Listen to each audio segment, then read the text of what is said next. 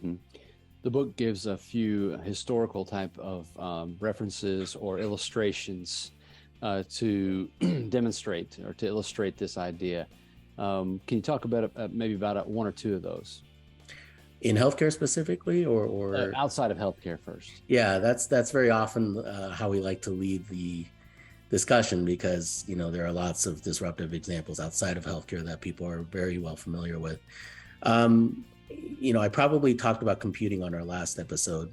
That's always a useful analogy that people get. But just in case I already covered that, another one I particularly like is consumer banking. And there are a lot of areas of banking, whether it's credit card approvals or loan approvals, to just your typical teller transaction, that have moved into the online world, that have been taken over by software and big data, that used to be done by hand or by an individual person. And it's to our benefit that technologies have been able to automate a lot of what used to be highly manual and also highly variable work. And so, one story is that with credit scores and instant credit analyses done by software, you no longer have to rely on just the opinion of the person in the bank branch to approve your loan or your credit card, right?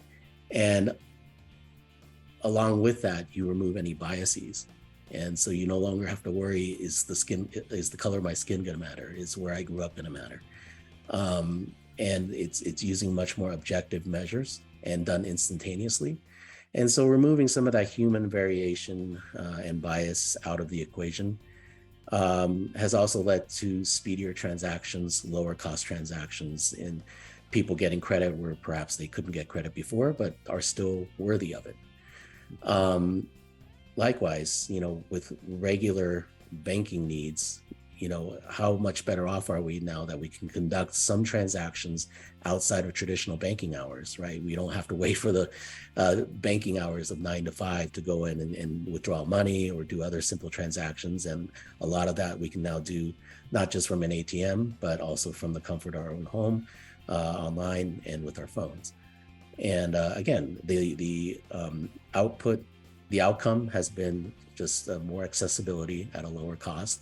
And in fact, if you think about it, it's also been a big boon to the banks themselves, because we as customers now do some of those transactions that they used to have to pay tellers to do for us. So Hear the entire episode for free on iTunes, Spotify, other favorite podcast players, or go to mechanicalcareforum.com.